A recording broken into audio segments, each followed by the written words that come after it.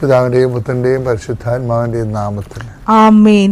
എന്റെ പ്രിയപ്പെട്ടവരെ, നിങ്ങൾക്ക് സ്നേഹവന്ദനം. നമുക്ക് പ്രാർത്ഥിക്കാം. അമ്മേ പരിശുദ്ധമ്മേ, അമ്മേ പരിശുദ്ധമ്മേ, ദൈവമാതാവേ, ദൈവമാതാവേ, കൃപാസനത്തിലൂടെ ഞങ്ങൾക്കും ഞങ്ങളുടെ ദേശത്തിനും അമ്മ മധ്യസ്ഥം തേടി തന്ന എല്ലാ അനുഗ്രഹങ്ങൾക്കും കൃപകൾക്കും ഞങ്ങളിപ്പോൾ ഹൃദയം നിറഞ്ഞ നന്ദി പറയുന്നു. അമ്മേ പരിശുദ്ധമ്മേ, അമ്മേ പരിശുദ്ധമ്മേ, ദൈവമാതാവേ, 2004 ഡിസംബർ 7 ഉച്ച കഴിഞ്ഞ് 2:30 കൃപാസനത്തിൽ സംഭവിച്ച അമ്മയുടെ പ്രത്യക്ഷപ്പെടലിനെ കുറിച്ച് തിരുസഭയ്ക്ക് സമർപ്പിച്ചിരിക്കുന്ന പഠനരേഖകളുടെ സഭാത്മകമായ പഠനം ആരംഭിക്കുവാൻ ഞങ്ങൾ പ്രാർത്ഥിക്കുന്നു.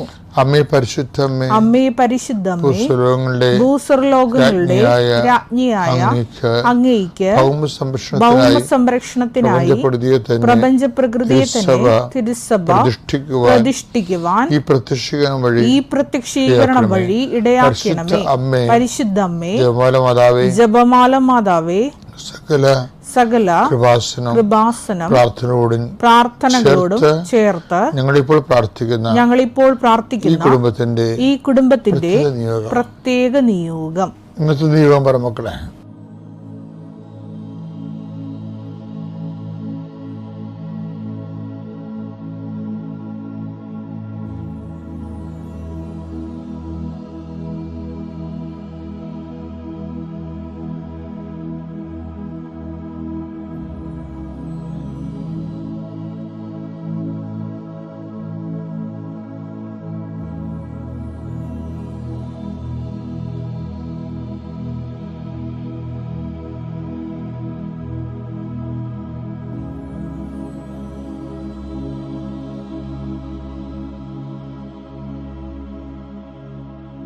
അമ്മയുടെ പ്രത്യക്ഷീകരണത്തിന്റെ ഈ അനുഗ്രഹവേളയിൽ ഞങ്ങൾക്ക് സാധിച്ചു തരുവാൻ കനിയണമേ. ആമേൻ.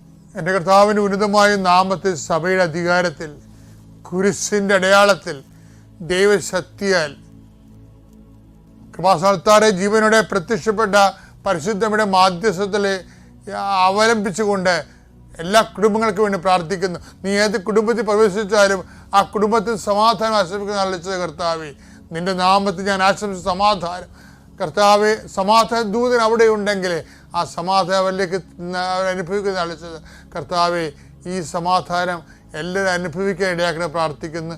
ആശങ്കകളാൽ, രോഗങ്ങളാൽ, രോഗക്ലേശങ്ങളാൽ, രോഗഭാരങ്ങളാൽ, സാമ്പത്തിക കടങ്ങളാൽ, കുടുംബത്തിൻ്റെ ഭാഗങ്ങളാൽ, കേസുകളാൽ, അന്യായങ്ങളാൽ, വസ്തുവകൾ തർക്കങ്ങളാൽ, ജപ്തി നടപടികളാൽ, കുടുംബത്തിൽ സമാധാനം ഇല്ലാത്ത അവസ്ഥകളാൽ, ഇങ്ങനെ വ്യത്യസ്തങ്ങളായ വേദനകളാൽ ഞെരിപിരി കൊള്ളുന്നവർ കർത്താവിൻ്റെ വിശുദ്ധമായ രക്തവരമെ തളിക്കപ്പെട്ടെന്ന് പ്രാർത്ഥിക്കുന്നു. എൻ്റെ കർത്താവെ, നിൻ്റെ ഉന്നതമായ നാമത്തിൽ സ്വന്തം ചെയ്യുന്നു. എങ്ങനെ 10 പൈസ എവിടുന്ന് കിട്ടുമെന്നറിയാതെ നട്ടം തിരിയുന്നവരുണ്ട് കർത്താവെ, അവരെല്ലാം സന്ധിക്കണമേ. അവർക്ക് പുതിയ മാർഗം കാണിച്ചു കൊടുക്കണമേ. അവരുടെ ഉദ്യമങ്ങളെ നീ ശക്തിപ്പെടുത്തുകയും അനുഗ്രഹിക്കുകയും ചെയ്യണമേ. കർത്താവ്, വിവാഹം ഒത്തുവരുന്ന വിവാഹം നടത്തിയെടുക്കാൻ പണമില്ലാത്തവർ, ബന്ധുക്കളെ സ്വന്തപ്പെട്ട് സഹായിക്കാത്തവർ. ഒരു പെൺകുഞ്ഞിനോട് പറഞ്ഞു, അപ്പനും അമ്മയും ഡൈവേഴ്സിലാണ് അച്ഛാ, എൻ്റെ കാര്യം നോക്കാൻ ആരുമില്ല, എന്നെ കെട്ടിച്ചു കൊടുക്കാൻ ആരുമില്ല എന്ന് പറഞ്ഞു. കർത്താവേ, ഞാൻ കുറേ നേരം ആൾക്കാരെ അത് കേട്ടിരുന്നുകൊണ്ട് വിഷമത്തോടെ നിന്ന് പ്രാർത്ഥിച്ചു. കർത്താവ്, അങ്ങനെയുള്ള പെൺകുഞ്ഞുങ്ങൾ അവൾ മാത്രമല്ല, എത്രയോ പേരുണ്ട് ഈശോയെ. അവരെല്ലാം ഇന്ന് സന്ധിക്കണം. ഈ കുരിശ് ഉയർത്തി ഞാൻ പ്രാർത്ഥിക്കണത് അവർക്ക് വേണ്ടി കൂടിയാണ് അമ്മേ. ഇന്നോടുകൂടി ഇന്ന് 3 മണിക്കുള്ളിൽ അതിന് തീരുമാനം ഉണ്ടായിട്ട് ദൈവത്തിൻ്റെ മഹത്വം ഉണ്ടാകണം. നിത്യം പിതാവും പുത്രനും പരിശുദ്ധാത്മാവുമായ സർവേശ്വരായ നീക്കുവാമേൻ. വിശ്വാസ പ്രമാണം. സർവശക്തനായ പിതാവും ആകാശത്തിന്റെയും ഭൂമിയുടെയും സൃഷ്ടാവുമായ ദൈവത്തിൽ ഞാൻ വിശ്വസിക്കുന്നു. അവിടുത്തെ ഏകപുത്രനും ഞങ്ങളുടെ കർത്താവുമായ ഈശോ മിശിഹായിലും ഞാൻ വിശ്വസിക്കുന്നു. ഈ പുത്രൻ പരിശുദ്ധാത്മാവിനാൽ ഗർഭസ്ഥനായി കന്യകാമറിയത്തിൽ നിന്ന് പിറന്ന് പൊന്തിയോസ് പീലാത്തോസിന്റെ കാലത്ത് പീഡകൾ സഹിച്ച് കുരിശിൽ തറയ്ക്കപ്പെട്ട് മരിച്ച് അടക്കപ്പെട്ട് പാതാളങ്ങളിൽ ഇറങ്ങി മരിച്ചവരുടെ ഇടയിൽ നിന്ന് 3-ാം നാൾ ഉയർത്ത് സ്വർഗത്തിലേക്ക് എഴുന്നള്ളി സർവശക്തിയുള്ള പിതാവായ ദൈവത്തിന്റെ വലതുഭാഗത്തിരിക്കുന്നു. അവിടെ നിന്ന് ജീവിക്കുന്നവരെയും മരിച്ചവരെയും വിധിക്കുവാൻ വരുമെന്നും ഞാൻ വിശ്വസിക്കുന്നു. പരിശുദ്ധാത്മാവിലും ഞാൻ വിശ്വസിക്കുന്നു. വിശുദ്ധ കത്തോലിക്കാ സഭയിലും പുണ്യവാന്മാരുടെ ഐക്യത്തിലും പാപങ്ങളുടെ മോചനത്തിലും ശരീരത്തിന്റെ ഉയർപ്പിലും നിത്യമായ ജീവിതത്തിലും ഞാൻ വിശ്വസിക്കുന്നു. ആമേൻ. സ്വർഗ്ഗസ്ഥനായ ഞങ്ങളുടെ പിതാവേ, അങ്ങയുടെ നാമം പൂജിതമാകണമേ. അങ്ങയുടെ രാജ്യം വരണമേ. അങ്ങയുടെ തിരുമനസ് സ്വർഗത്തിലെ പോലെ ഭൂമിയിലും ആകണമേ. അന്നു വേണ്ടുന്ന ആഹാരം ഇന്ന് ഞങ്ങൾക്ക് തരണമേ. ഞങ്ങളോട് തെറ്റ് ചെയ്യുന്നവരോട് ഞങ്ങൾ ക്ഷമിക്കുന്നത് പോലെ ഞങ്ങളുടെ തെറ്റുകൾ ഞങ്ങളോടും ക്ഷമിക്കണമേ. ഞങ്ങളെ പ്രലോഭനത്തിൽ ഉൾപ്പെടുത്തരുതേ, തിന്മയിൽ ഞങ്ങൾ രക്ഷിക്കണമേ. ആമേൻ. നന്മ തെളിഞ്ഞു മറിയമേ, സ്വസ്തി. കർത്താവ് അങ്ങയുടെ കൂടെ സ്ത്രീകളിൽ അങ്ങ് അനുഗ്രഹിക്കപ്പെട്ടവളാകുന്നു. അങ്ങയുടെ ഉദരത്തിൻ ഫലമായി ഈശോ അനുഗ്രഹിക്കപ്പെട്ടവനാകുന്നു. പരിശുദ്ധ മറിയമേ, തമ്പുരാന്റെ അമ്മേ, പാപികളായ ഞങ്ങൾക്ക് വേണ്ടി ഇപ്പോഴും ഞങ്ങളുടെ മരണസമയത്തും തമ്പുരാനോട് അപേക്ഷിക്കണമേ. ആമേൻ. ദൈവരാജ്യത്തിലെ വലിയവരുണ്ട്, ചെറിയവരുണ്ടെന്നൊക്കെ പറയത്തില്ലേ? മത്തായിയുടെ സുവിശേഷം 5:19 ഈ പ്രമാണങ്ങളിൽ ഏറ്റവും നിസ്സാരമായ ഒന്ന് ലംഘിക്കുകയോ ലംഘിക്കാൻ മറ്റുള്ളവരെ പഠിപ്പിക്കുകയോ ചെയ്യുന്നവൻ സ്വർഗരാജ്യത്തിൽ ചെറിയവനെന്ന് വിളിക്കപ്പെടും. എന്നാൽ അത് അനുസരിക്കുകയും പഠിപ്പിക്കുകയും ചെയ്യുന്നവൻ സ്വർഗരാജ്യത്തിൽ വലിയവനെന്ന് വിളിക്കപ്പെടും. എപ്പോഴും പക്ഷെ ഒരു പ്രശ്നം, പഠിപ്പിക്കുന്നവന് അതനുസരിച്ചിരിക്കണവൻ. അതാണ് എൻ്റെ അകത്ത് വരുന്ന വെല്ലുവിളി, അതാണ് ചാലഞ്ച്. അതാണ് സ്വർഗരാജ്യത്തെ വലിയവനെന്ന് പറയുമ്പോൾ അയാളെന്ത് അനുസരിക്കുകയും ചെയ്യും, അനുസരിക്കണത് പഠിപ്പിക്കുകയും ചെയ്യും. അപ്പം അങ്ങനെ വരുമ്പോൾ ഇവിടെ തന്നെ ദൈവരാജ്യം പറയുന്നത് അപ്പോൾ സിംഗിൾ സ്റ്റാർ വന്ന്, ഡബിൾ സ്റ്റാർ വന്ന്, ട്രിപ്പിൾ സ്റ്റാർ വന്ന്, കണ്ടില്ലേ? അപ്പോൾ ഈ സ്റ്റാർ കയറ്റം ഉണ്ടാകുന്നത് എങ്ങനെയാണെന്നാണ് ഞാൻ പറഞ്ഞത്. കഴിഞ്ഞ ദിവസങ്ങളിലൊക്കെ നമ്മൾ ഡിസ്കസ് ചെയ്യുന്ന ഒരേ പോയിന്റ് തന്നെയാണ്. എന്താ കാര്യം? ഇങ്ങനെ ഓരോരോ ജീവിതത്തിൽ, ഇപ്പോൾ കുടുംബത്തിൽ ചിലപ്പോൾ ജീവിതത്തിൽ പൊതുജീവിതത്തിൽ ചിലപ്പോൾ നിങ്ങൾക്ക് തകർച്ച ഉണ്ടാകാം. നമുക്ക് തകർച്ച ഉണ്ടായോ ഉയർച്ച ഉണ്ടായോ എന്നതല്ല പ്രശ്നം. ചിലപ്പോൾ പൊതുജീവിതത്തിൽ ഉയർച്ച ഉണ്ടാകുന്നതിന് കുടുംബത്തിൽ തകർച്ച ഉണ്ടാകും. തകർച്ച ഉണ്ടായാലും ഉയർച്ച ഉണ്ടായാലും നമ്മളത് എങ്ങനെ എടുക്കുന്നു എന്നുള്ളതാണ് പ്രശ്നം. ദൈവകൃപ ആർജിക്കാൻ വേണ്ടി നമ്മൾ എങ്ങനെ അതിനെ സമീപിക്കുന്നു. ലൂക്കാ 10:26 വായിച്ചേ.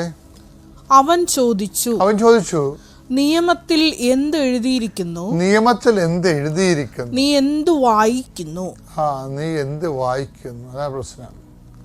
നിയമത്തിൽ എന്ത് എഴുതിയാലും നീ എങ്ങനെ അതിനെ സമീപിക്കുന്നു? നിനക്കത് എങ്ങനെയാണ് നീ അതിനെ അഭിമുഖീകരിക്കുന്നത്? നീ എങ്ങനെയാണ് അതിനെ കൈകാര്യം സമീപിക്കുന്നത്? നിയമത്തിൽ എന്ത് എഴുതിയിരിക്കുന്നു? ഇപ്പം നമുക്ക് പൊതുജീവിതത്തിൽ ചിലപ്പോൾ തകർച്ച ഉണ്ടാകാം, കുടുംബത്തിൽ വിജയം ഉണ്ടാകാം. ചിലപ്പോൾ കുടുംബത്തിൽ തകർച്ച ഉണ്ടാകാം, പൊതുജീവിതത്തിൽ വിജയം ഉണ്ടാകാം. പക്ഷെ നമ്മളത് എങ്ങനെ എടുക്കുന്നു എന്നുള്ളതാണ് പ്രശ്നം. എങ്ങനെ എടുക്കുന്നു?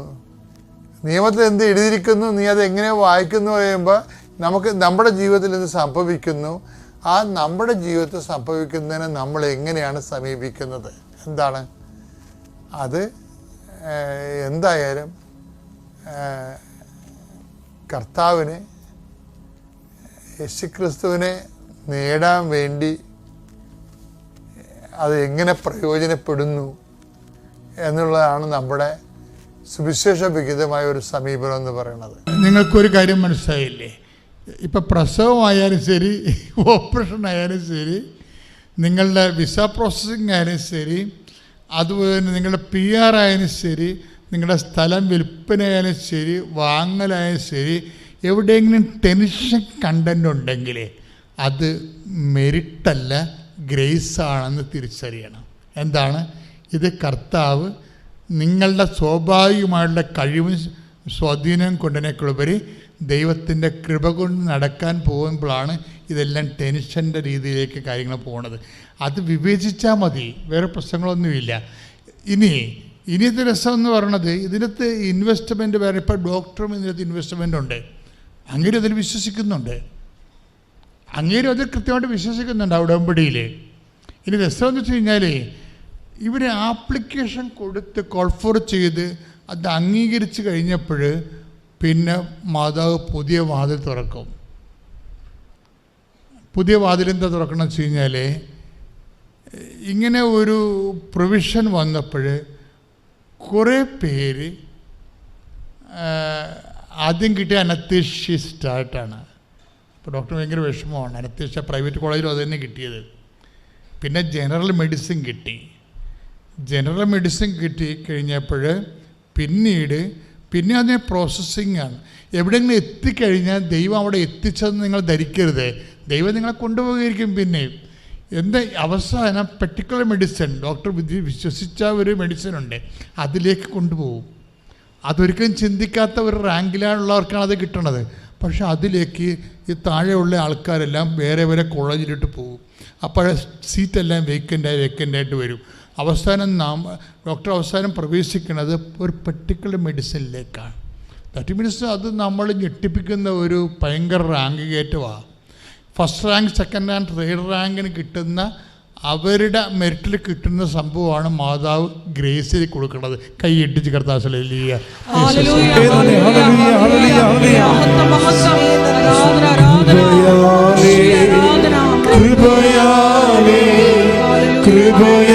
കൃപയാനുദിനവും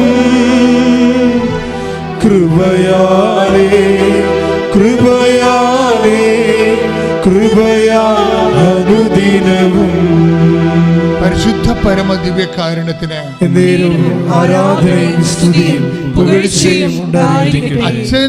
അച്ഛനിലൂടെ ഇപ്പം ഈശോ ഇതെന്താ പറഞ്ഞു കഴിഞ്ഞാൽ, നിങ്ങൾ ഒരു 20% പേര് എപ്പോഴും ഇങ്ങനെ എന്തെങ്കിലും ഒരു ഡൈക്കോട്ടമി, ഒരു തരത്തിലുള്ള ഇറിറ്റേഷൻസ്, അസ്വസ്ഥങ്ങളൊക്കെ ഉണ്ടായിക്കഴിഞ്ഞാൽ നിങ്ങൾ ഉടനെ വല്ലാതെ അങ്ങ് ചിന്തിച്ചിട്ട് ഇത് നമുക്ക് കിട്ടാൻ പോണില്ല, ഇത് നമുക്ക് കിട്ടാൻ പോണില്ല എന്ന് പറഞ്ഞ് നിങ്ങൾ സ്വന്തമായിട്ട് തീരുമാനം എടുത്തിട്ട് നിങ്ങൾ ഡൗൺ ആയിട്ട് ഇന്നാക്റ്റീവായി പോകും. പ്രാർത്ഥിക്കാതെ, അത് പ്രത്യാശ വെക്കാതെ കൂളായി പോകും.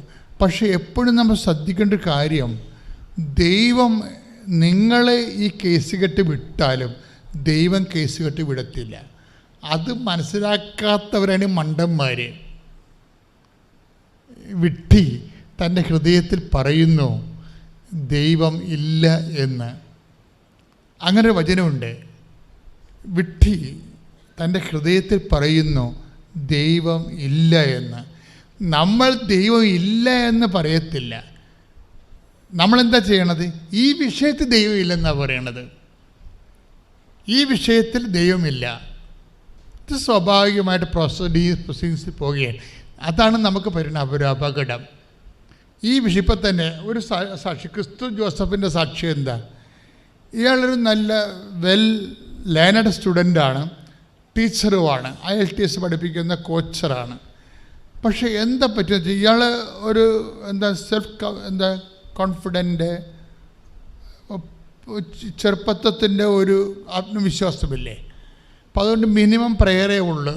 ചെറുപ്പക്കാരുടെ ചെറിയൊരു പ്രോബ്ലം, അവരെ ഒക്കെ ബുദ്ധിപരമായിട്ട് നോക്കിയിട്ട് കാര്യങ്ങൾ നോക്കിയിട്ട് പറയും, ഇത് ദൈവം സഹായിക്കും, പക്ഷെ നമ്മൾ അധ്വാനിക്കണ്ടേ, നമ്മൾ കഷ്ടപ്പെടണ്ടേ. അപ്പോൾ അതുകൊണ്ട് അവരുടെ മസിലിന് കൂടുതൽ പ്രാധാന്യം കൊടുക്കും. കഷ്ടപ്പാട്, മെറിറ്റല്ല.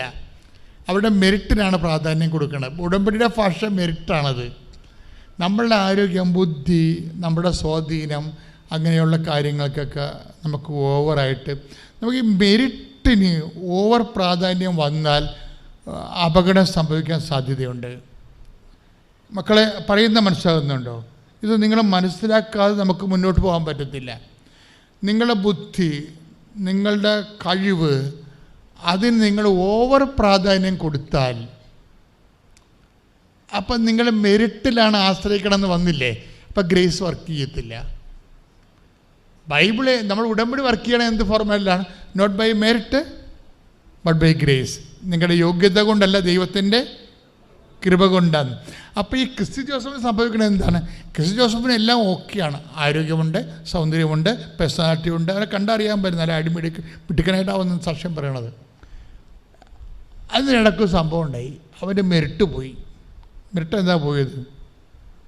അവൻ ഈ IELTS ഒക്കെ പഠിപ്പിച്ചിട്ട് കാനഡയ്ക്ക് ചാടാൻ വേണ്ടി നിന്ന പാർട്ടിയാണ്. പക്ഷെ പെട്ടെന്ന് മെറിറ്റ് പോയി. മെറിറ്റ് എന്താ പോയത്? ഇവൻ്റെ വണ്ടി പോയി വേറെ വണ്ടിയായിട്ട് ഇടിച്ച് കൈ ഒടിഞ്ഞു പോയി. മെറിറ്റ് പോയി. ഉടമ്പടിയുടെ ഭാഷ പറഞ്ഞാൽ മെറിറ്റ് പോയെന്നേ ഉള്ളൂ, അല്ല കൈ ഒടിഞ്ഞെന്ന് പറയത്തില്ല ഉടമ്പടി. മനസ്സിലായില്ലേ? ഇതിനെല്ലാം തർജ്ജിമകളുണ്ട്. ഉടമ്പടിയുടെ കവനൻ്റൽ ട്രാൻസ്ലേഷൻസ് ഉണ്ട്. അതായത് നമ്മളെ കൈ ഒടിഞ്ഞെന്നാണ്. ഇപ്പോൾ ഡോക്ടർ പറഞ്ഞ കൈ അനാട്ടമിക്കലായിട്ട് കൈ ഒടിഞ്ഞ്, ഫിസിക്കലായിട്ട് കൈ ഒടിഞ്ഞു. പക്ഷെ ഉടമ്പടി അങ്ങനെ പറയത്തില്ല. അവൻ്റെ മെറിറ്റ് വർക്ക് ചെയ്യുന്നില്ല. ഇനി എന്ത് വർക്ക് ചെയ്യും? ഗ്രേസ് വർക്ക് ചെയ്യും. അതാണ് സംഭവം. മെറിറ്റ്. അപ്പം നിങ്ങൾ എന്തെങ്കിലും നഷ്ടപ്പെട്ട് കഴിയുമ്പോൾ മെറിറ്റ് പോയെന്നേ പറയാവൂ. മെറിറ്റ് പോയാൽ നമുക്ക് പ്രശ്നമില്ല. എന്താ കാര്യം? ഗ്രേസിൻ്റെ ചാനൽ കറക്റ്റല്ലേ? നമുക്ക് ഒരു ഇപ്പോൾ ഒരാൾ കല്യാണം നടത്താൻ നമുക്ക് പൈസ തരാമെന്ന് പറഞ്ഞു. അപ്പോൾ നമ്മളുടെ കല്യാണം, മകളുടെ കല്യാണം അടുത്ത മാസമാണ്. നമുക്ക് ഈ ആഴ്ച പൈസ തരാമെന്ന് പറഞ്ഞു. ഇപ്പോൾ നമ്മൾ അറിയുന്നു അയാൾ ആശുപത്രിയിലായെന്ന്. അതിൻ്റെ അർത്ഥം നമ്മളത് ചതിച്ചെന്നോ അയാൾ തരാമെന്ന് പറഞ്ഞിട്ട് അയാൾ ഇപ്പോൾ പറഞ്ഞു അയ്യോ എൻ്റെ കയ്യിലല്ലോ, നിങ്ങൾ കിട്ടുന്നവിടേക്ക് ഇത് മേടിക്കാൻ പറയും. അപ്പോൾ നമുക്ക് അവിടെ ചവിട്ടിക്കിറാൻ തുടങ്ങും. അങ്ങനെയൊന്നും ചെയ്യരുത്. കാര്യം എന്താണ്? അതിൻ്റെ അർത്ഥം അയാൾക്ക് കാശ് മകളെ കെട്ടിക്കാൻ തരാമെന്ന് പറഞ്ഞു. ഇപ്പോൾ അയാൾ പറയാണ് തരണില്ല എന്ന് പറഞ്ഞു. എൻ്റെ ഇല്ല, പലിശക്ക് വാങ്ങിച്ച് തരാമെന്നാണ് പറഞ്ഞത്. ഈ ഭയങ്കര പലിശക്ക് മേടിക്കണത് ഭാര്യ അതിനെ വീട്ടിൽ പ്രശ്നം ഉണ്ടാക്കി. അപ്പോൾ അവർ പറഞ്ഞു എന്നാ മേടിക്കണമെന്ന് വിചാരിച്ച് അവരെവിടെയെങ്കിലും കാണട്ടാ, മാളെ കെട്ടിക്കണവർ കൈ കെട്ടിരിക്കുക, അവരെവിടെയെങ്കിലും കെട്ടി കാണിക്കുന്നത്. നിങ്ങൾക്ക് എന്താ ഊത്തലേ, കാശക്കടം മേടിച്ചാണെങ്കിൽ കൊടുക്കും നമുക്ക് എന്നും പറഞ്ഞ് നിങ്ങളിങ്ങനെ കിഡ്നി വിറ്റ് കൊടുക്കേണ്ട ആവശ്യമുണ്ടെന്ന് ഭാര്യ 5-8 ഡയലോഗ് വീട്ടിൽ പാസ്സാക്കിയപ്പോൾ തന്നെ പുള്ളി ഫ്ലാറ്റായി. പുള്ളി കൈമരത്തി കളഞ്ഞു. അയ്യോ മേടിച്ചങ്ങനെ തരാൻ പറ്റത്തില്ല കേട്ടാന്ന് പറയുമ്പോൾ ആരും മകളെ കെട്ടിക്കുക ഈയിടെ കാശ് നമ്മൾ കണ്ടുകൊണ്ടിരിക്കണേ. അപ്പോൾ നമുക്ക് തോന്നി ഇയാളെ വെടിവെച്ച് കൊല്ലാൻ തോന്നും. പക്ഷേ ഉടമ്പടി ഭാഷ എന്താ പറയണത്? നിൻ്റെ മെറിറ്റ് പോയി, ഇനി എന്താണ് ചെയ്യാൻ പോണത്? ഗ്രേസ് വർക്ക് ചെയ്യാൻ പോകുന്നു. അല്ലാതെ അയാളുടെ വെടിവെച്ച് കൊല്ലാൻ അല്ല പോകേണ്ടത്. അതുകൊണ്ടാണ് നീ മുളയെടുക്കണത് അറിയുന്നില്ലേ? പുതിയ കാര്യം മുളയെടുക്കണത് അറിയേണ്ടതാണത്. പുതിയ കാര്യം ഇപ്പോൾ 43:19 ചോദിക്കണില്ല ഐസയ, പുതിയ കാര്യം മുളയെടുക്കണത് അറിയുന്നില്ലേ? എന്താ കാര്യം? മുളയെടുക്കണത് എന്താണ്? ഇയാളെ കാശ് തരാമെന്ന് പറഞ്ഞ് മകളെ കെട്ടിക്കാൻ നമുക്ക് കൊടുത്ത കാശാണ്. ഇപ്പം അയാൾ കൈമലത്താണ്. പക്ഷെ അത് കൈമലത്ത് നീ ദൈവഭയത്തിലാണെങ്കിൽ ഉടനെ പരിശുദ്ധാത്മ പറയും വെയിറ്റ്, മെറിറ്റ് പോയല്ല ഇല്ലേ? മെറിറ്റ് പോയില്ലേ? ഇനി നീ നോക്കിക്കോ, taste and see how good is the lord. കർത്താവ് എത്ര നല്ലവനാണെന്ന് നീ ഇനി അനുഭവിച്ചറിയും. കൈ അടിച്ച് കർത്താവ്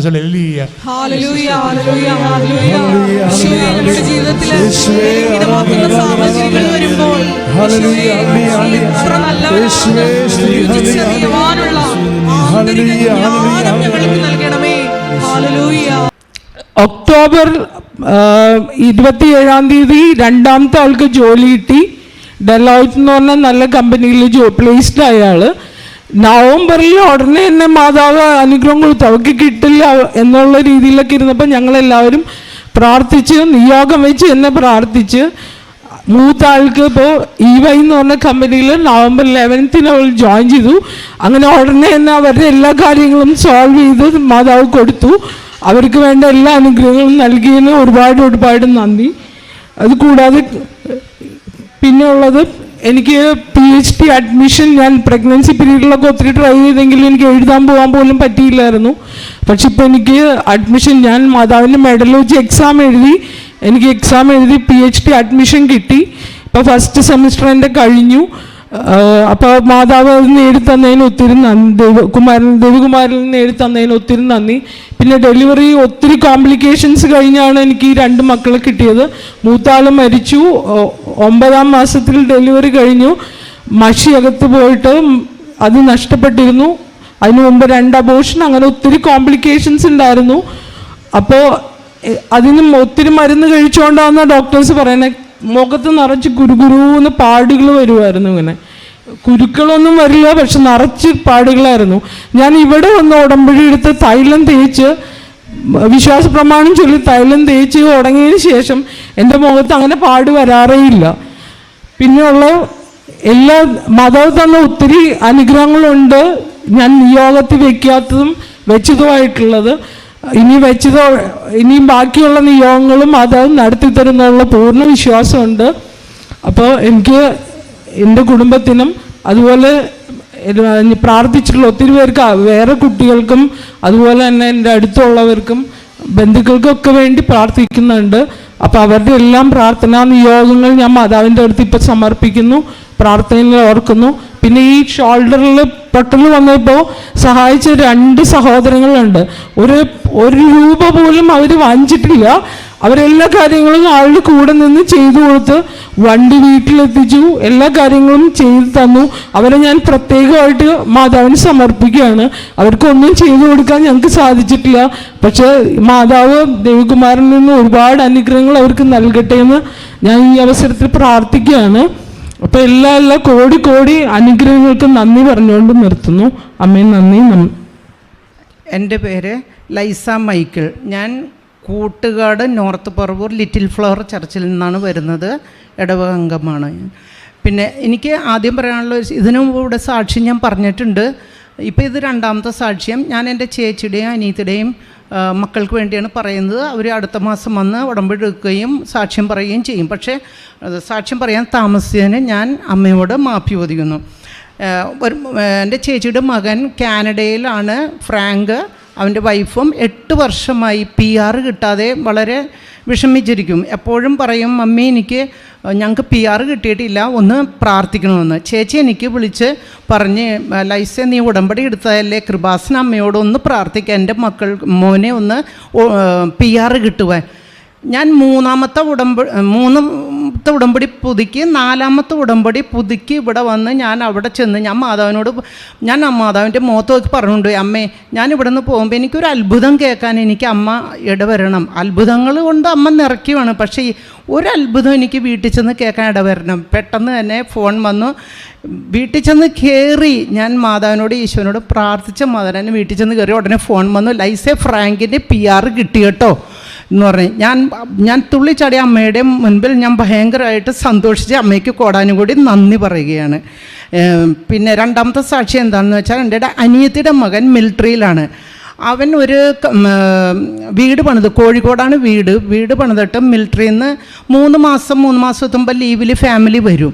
അപ്പോൾ ഒരു പുതിയ വീട് പണിതിട്ട് ആദ്യം അവർക്ക് വഴിയും കൊടുത്തിരുന്ന് വഴിയിലോട്ട് വീട്ടിലേക്ക് കാറ് കയറുമായിരുന്നു. പിന്നെ ലീവിൽ പിന്നെ തിരിച്ചു പോയി, ഒരു ലീവിൽ തിരിച്ച് വരികയും ചെയ്യുന്നു ലീവിൽ. അപ്പോഴുണ്ട് കാറ് കയറുന്നില്ല. അടുത്തുള്ള വീട്ടുകാർ മതിൽ പൊളിച്ച് നീക്കി കെട്ടുകയും വഴി ചുരുക്കുകയും ചെയ്തു.